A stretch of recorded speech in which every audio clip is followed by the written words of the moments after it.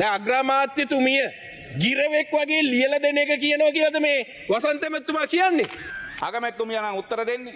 ඒක හරියට බලලා ඒ තහවුරු අරගෙන කියන්න ඕනේ. ඒ නිසා පිළිතුරු ලබා දීමේ වැරද්දක් නිලධාරීන් විසින් කරලා තියෙනවා.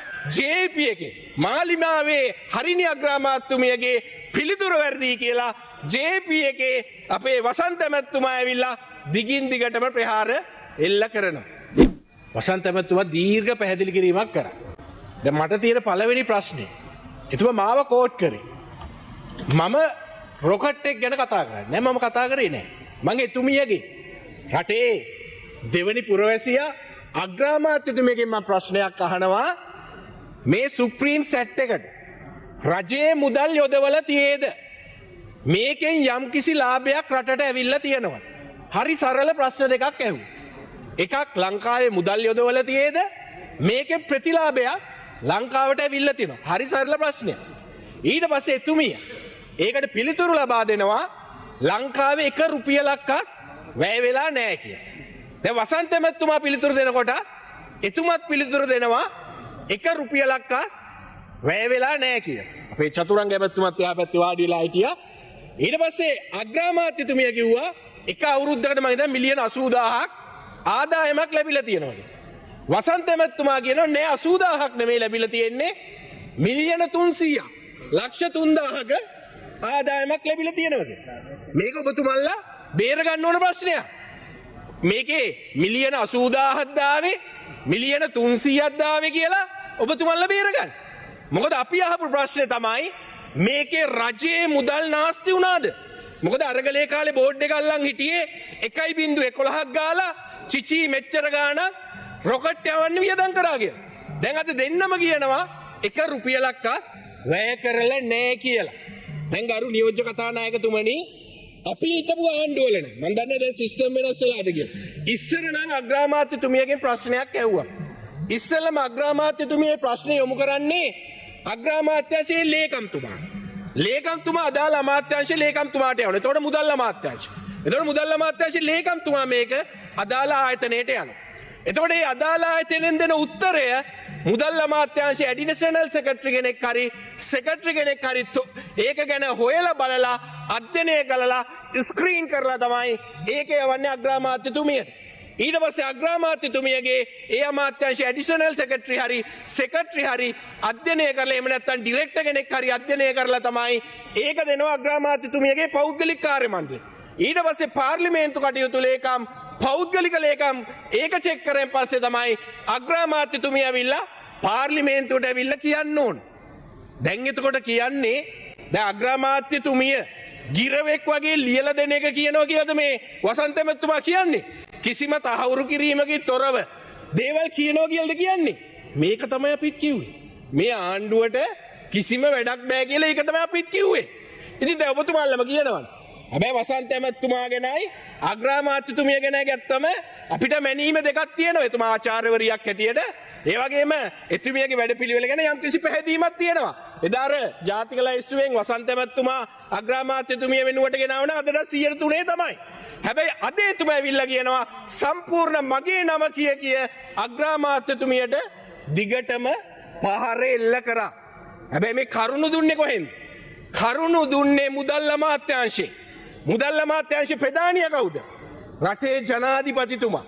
රටේ ජනාධිපතිතුමාගේ අමාත්‍යාංශෙන් අග්‍රාමාත්‍යතුමියට තොරතුරක් ලබා දීලා ඒ තොරතුර කිව්වම JP එකේ මාලිමාවේ හරිනි අග්‍රාමාත්‍යතුමියගේ පිළිතුරු වැරදි කියලා JP එකේ අපේ වසන්ත මැතිතුමා ඇවිල්ලා දිගින් දිගටම ප්‍රහාර එල්ල කරනවා. ඒ වගේම මම දැක්කා වසන්ත මැතිතුමා සුසුකම් ගැන එහෙමත් මම දැක්ක රෝහිතගේ සුසුකම් ටික පාර්ලිමේන්තුවට ඉදිරිපත් කරන මම හිත පාර්ලිමේන්තුවට නැති කෙනෙක් ඉදිරිපත් කරන්න බෑ. හැබැයි මම වසන්ත මැතිතුමාගේ සුසුකම් සහතික ඉල්ලන්න යන්නේ නැහැ. මොකද රංගවල මහත්තයාට වෙච්ච දේ වසන්ත මැතිතුමාට වෙනකොට මම කැමති නෑ. ඒකින්ද මම ඔබතුමාගෙන් ඉල්ලන්න යන්නේ නෑ. ඒකින්ද ඉල්ලල වැඩකුත් නෑ. හැබැයි ඉල්ලන්න යන්නෙත් නෑ. ඒකින්ද ගරු කතානායකතුමනි නියෝජ්‍ය කතානායකතුමනි අපිට මේක ඔප්පු කරන් තිබ්බේ දෙකයි. රටට ආයෝජන එද්දී හැමදාම ඔබතුමන්ලා බොරු කිව්වා. මේක 1 රුපියලක් වියදම් කරලත් නෑ. රටට ආදායමකුත් ඇවිල්ලා. හරි ගාන හරිනි අමරසූරියද වසන්ත මැතිතුමාද කියලා ඔයගොල්ලෝ බේරගන්න. ඒ වගේම ගරු කතානායකතුමනි අපේ සුනිල් හඳුන්නේත්ති මහත්තයා මේ දිගටම කතා කරද්දී අපිට එල්ල මේ කතා කරද්දි තේරිච්ච දෙයක් තමයි මෙතුමන්ලා හැඟීමක් දෙනවා මේ 2022 තමයි අපි රට බාරගත්තේ වගේ. එතුමන්ලා කියන මේ රිසර්ව්ස් ගැන කතා කරත් ආර්ථික වර්ධනයේ ගැන කතා කරත් ඩොලර් එක ගැන කතා කරත් මේ මොනවා ගැන කතා කරත් මෙතුමන්ලා හැසිරෙන 2022 වගේ. අනේ හිම රටක් නෙවෙයි ඔබතුමන්ලා බාරගත්තේ. ඔබතුමන්ලා බාර ගන්නකොට අන්තිම කාර්තුවේ ආර්ථික වර්ධන වේගය 5.3යි. ඊට පස්සේ ඩොලර් රිසර්ව් එක තිබුණා ඩොලර් බිලියන 6ක්. ඊට පස්සේ අනිත් පැත්තෙන් ගත්තම මේකේ තිබුණා කෘෂි වර්ධන වේගය 0.9. Chanaka, you have 2 minutes. ඒ වගේම කාර්මික වර්ධනයේ තිබුණා 11.2ක්. ඒ වගේම පොලි අනුපාත එක ඩිජිට් එකකට ඇවිල්ලා තිබුණේ. LCR ඉන්න බැරි තිබ්බ රටක් නෙවෙයි. ඒ වෙලාවෙත් තෙල් ගෙනාව LC වලින්. මේ වගේ බොරු කියන්න එපා. ඔබතුමන්ලා හැබැයි බාරගත්තම මොකද වුනේ? 5.3ට තිබ්බ ආර්ථික වර්ධන වේගය අද 4.8කට කඩාගෙන වැටිලා. 0.5කින් අඩු වෙලා. ඔබතුමන්ලගේ පළවෙනි කාර්තුවේම 0.5කින් මේ අවුරුද්දේ අඩු වෙලා. ඊට පස්සේ කෘෂි වර්ධන වේගය ප්ලස් තිබුණේ පොසිටිව් තිබුණේ 0.9ක් තිබුණේ. අද කෘෂි කර්මාන්තේ විනාශ කරලා පොහොර ටික වෙලාවට දෙන්නේ නැතුව සල්ලි ටික වෙලාවට දෙන්නේ නැතුව මේවා පොරක්කු කරලා අද කෘෂි කර්මාන්තය ඍණවලට ගිහිල්ලා ඍණ 0.7යි කරු නියෝජ්‍ය කතානායකතුමනි. ඒකෙන්ට තමයි ඔබතුමන්ලා මේ රට අරගෙන යන්නේ. ඒ වගේම තමයි ගරු කතානායකතුමනි දිගින් දිගටම අද මම දැක්ක ගරු ජනාධිපතිතුමත් කිව්වා පාර්ලිමේන්තුවේ චෝදනා එල්ල කරනකොට එළිය මේක CID එකට ගිහිල්ලා කියන්න කියලා. හැබැයි අර CID එකේ පැමිණිලි දාලා තියෙනවා කන්ටේනර් වංචාව ගැන. ඇයි ඒ ගැන අද වෙනකන් කිසිම විභාගයක් වෙන්නේ නැත්තේ?